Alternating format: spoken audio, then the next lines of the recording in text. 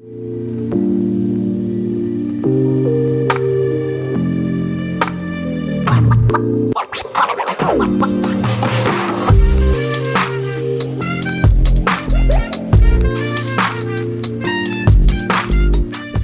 my brothers, my sisters, and my ballers. Welcome back to another match day of What's Football with our fans, with your favorite social football analyst, Tsepiso Pizzi, aka Tsebzoro.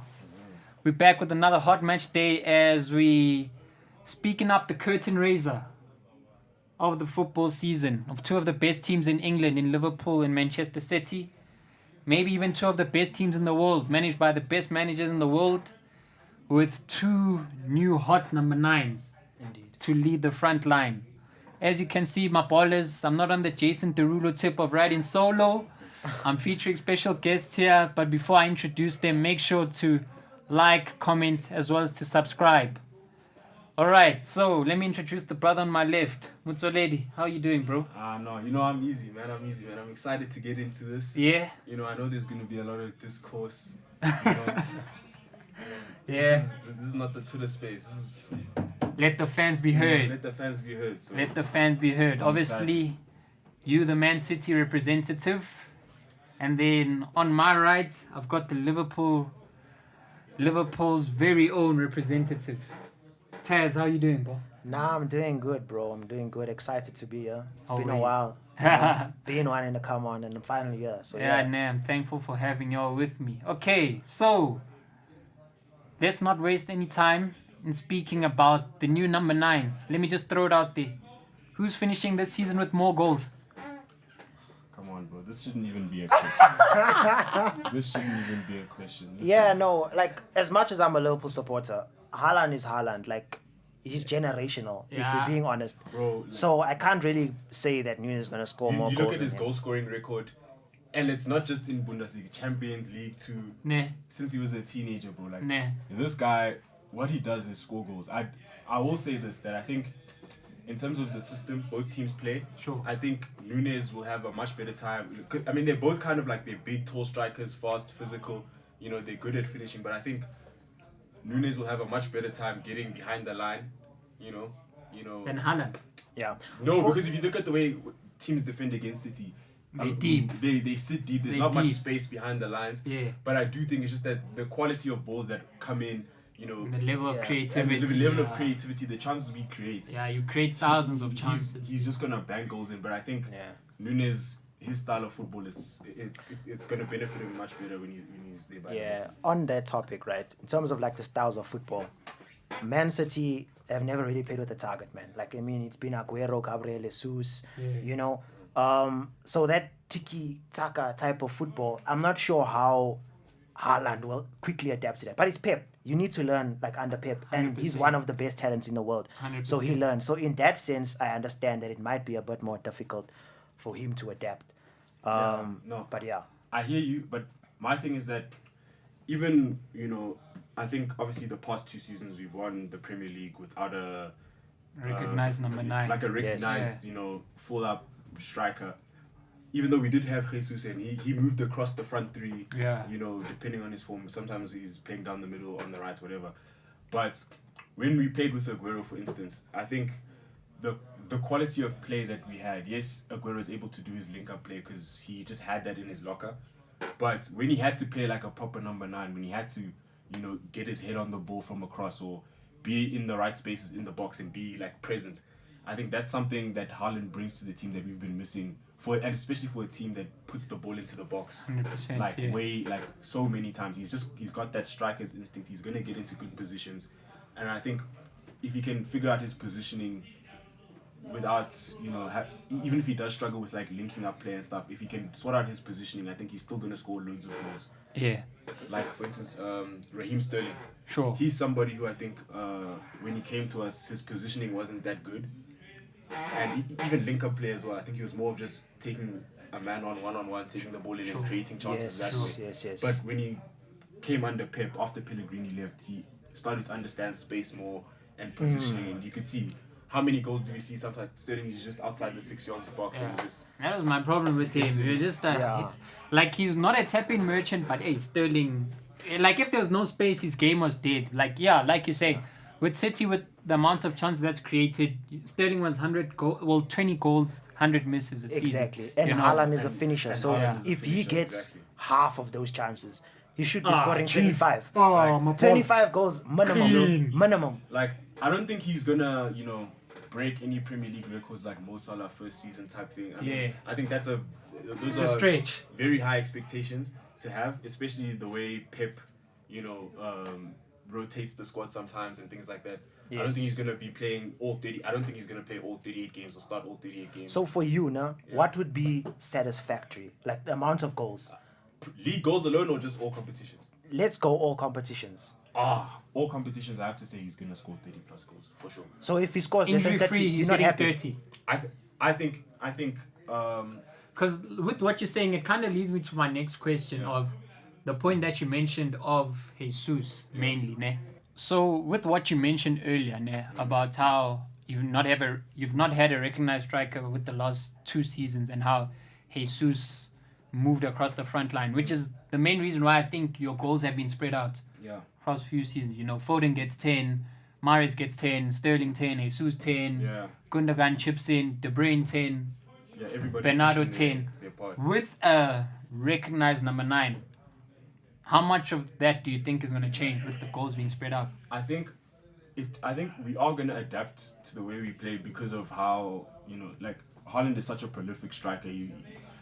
The shape of how we build up play as well is gonna be very different. I think he's not gonna sit as deep as somebody like sometimes when Foden plays false 9 or even Bernardo Silva those times, because those guys naturally their natural positions are in the midfield, in the middle of the park. 100%. And I think a lot of times, even when the ball runs down the wings, for instance, you'll see before like somebody like Bernardo Silva or Grealish or Jesus, they'll come in and they'll sit a lot deeper. But I think with somebody like Haaland, when the ball does get out on the wing and we know that he's got players who can find him, I think he's going to bother, the centre halves a lot more, be more present in the box, have more of that presence. And I think I think you're going to see a lot more crosses coming from the wingers specifically. And I think that, and just Haaland's presence in general, I think will change the way people defend us as well, because usually a lot of centre backs are usually relaxed for most of the game when they play against us, because the way we They play, don't have attention. it's just we dominate the wide areas and in the middle of the park, but that in their box specifically, Around the D. and I think a lot of the time the centre backs, they'll lose concentration because they've been so lax. They haven't had anybody to worry about, and then all of a sudden, Cancelo whips in a cross or he puts in a ball somewhere, and Sterling's on the end of somebody's all of a sudden on the end of it. 100%. People switch off, so I think the way centre backs play and defend against us will be a little bit different. But I don't know. I think. So does I that think it'll just be for you fun. like take away from what you're doing? Because what you're doing already makes you the best footballing team in Europe, right? You might not win the Champions League, but you're the best footballing team hands down for sure. If it comes down to pure football, the movements of the ball, you're the best. With Haaland, that needs to change because he's not a false 9. So does that take away from your game, or does it add another aspect to it? I think it adds another aspect to it, because I just think we have so much depth and quality around the squad and in the attacking role specifically. I think even we change the way we play a little bit. I think it's a bit of a thing of like we have to meet Haaland halfway as well. Like we have to change a little bit the way And we that's play. what I'm waiting to and see Haaland a has bit, to adapt like, a little bit as well to the quality 100%, of players that 100%. he has to play with. So Okay. I think it'll be a good blend. I don't think it'll be as seamless as we think it might be, but I think Haaland, he literally turned 22 yesterday. Like he's got so much potential. He's got so much room to grow, and I think under Pep Guardiola, growing players as well. I think with the talent he has, dude, the world is his. 100%. All right, so now we've done speaking about Haaland. Let's speak about, what can I call him? The new 100 million man, Nunez. Euros, yeah. But before we With add-on. with add-ons, but before we dive deep into it, what do you have to say to the haters who were making a mockery out of him versus Palace after the 4 goals he banged in last night against Leipzig? Nah, you know what, nah? Like, the Twitter space is very toxic. It's toxic. The man's played all of 60 minutes in 2 separate games. He doesn't understand the language, doesn't know the gents. He's in a foreign country. what do you expect him to do? Like, You're actually spitting the truth, eh? Because like it was said, like Luis Diaz is the one translating for him as to what Klopp is saying. exactly, he needs to be translated in terms of like which type of runs he needs to make, because it's a new system to him. It's new players. He doesn't know what type of passes they're going to be getting. I mean, he's going to be getting from players. So expecting him to come in and, in 30 minutes, keeping in mind it's also preseason. Gents unfit. True. And you expect him to bang. I think it was just ridiculous. But yes, to the haters, I mean, you can't really say much because honestly, it is preseason. Sure, it's 4 goals. But like, you need to see it in the competitive games. 100%. But at least it's a good, I think for him it was more about confidence, getting that first goal. As a striker, if you struggle for goals for too long, it starts getting in your head. Definitely, And you just start, messing up eventually.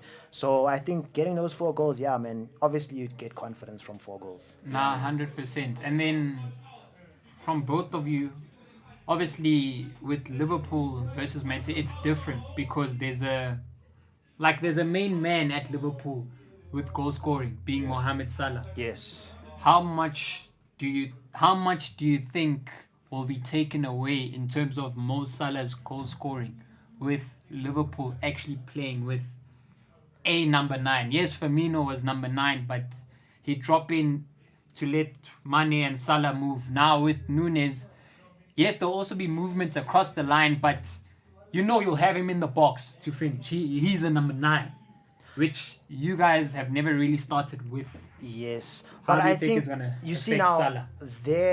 that's where the key difference between a Haaland and a Nunez comes in. Nunez is not. He'll drift out to the wings. Yes. Which will allow space for Salah to cut inside, do his thing.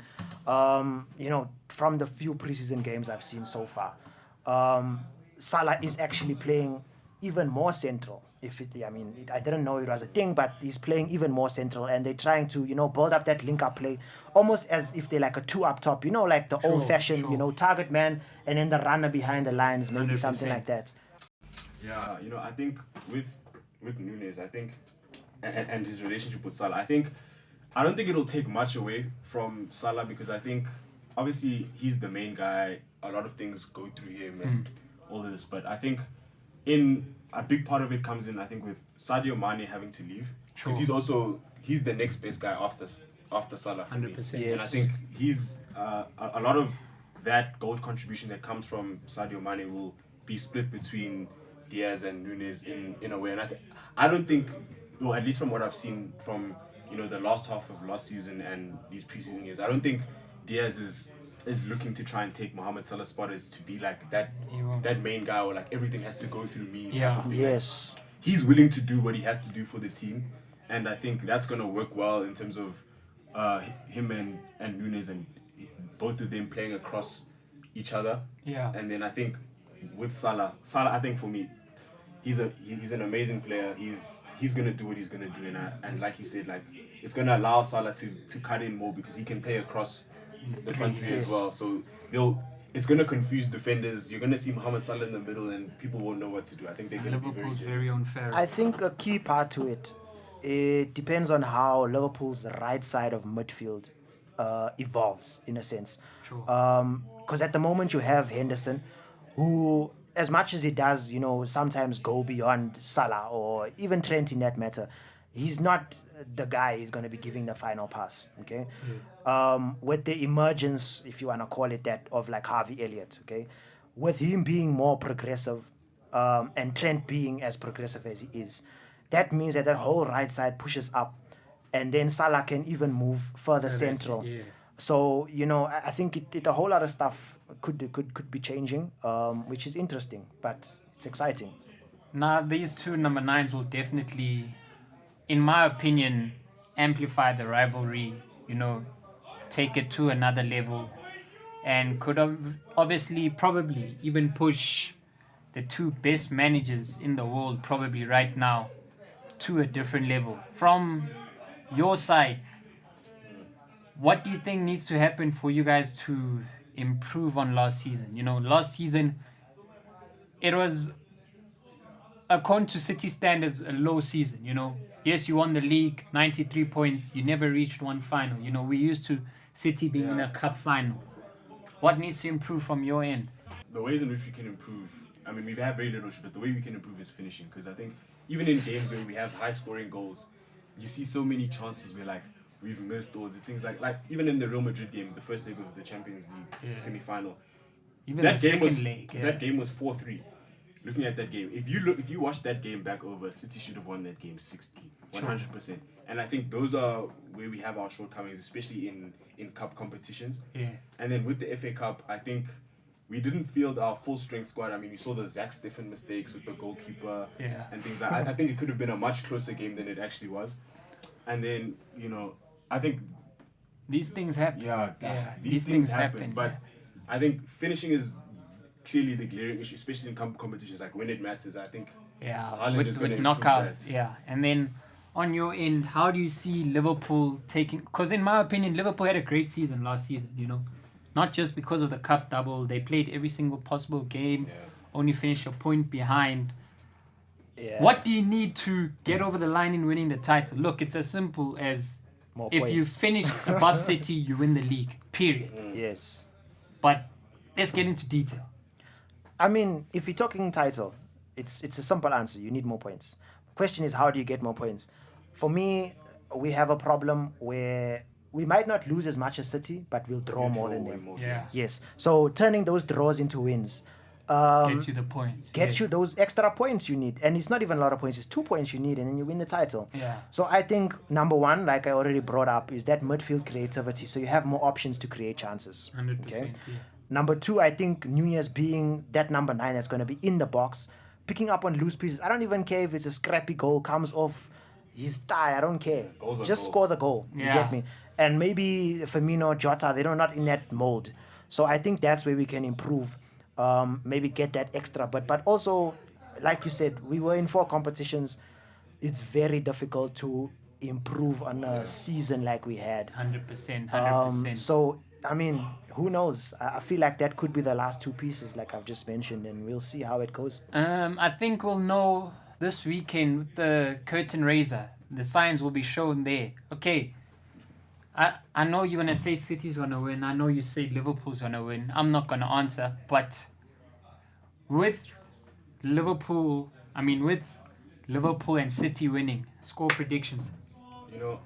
Score predictions are always tough because I think whenever City and Liverpool put out like both of them full strength squads, everyone's healthy, there's no goals. injuries, nothing, like it's always a contender for game of the season. Like if you look at 100%. the 2 league games we played home and away at Anfield, at the Etihad, it didn't matter. Sure. It was a draw. Like both teams were creating chances. Both teams, they want to play the style of football that they play. They're not going to let the other team dictate how they play.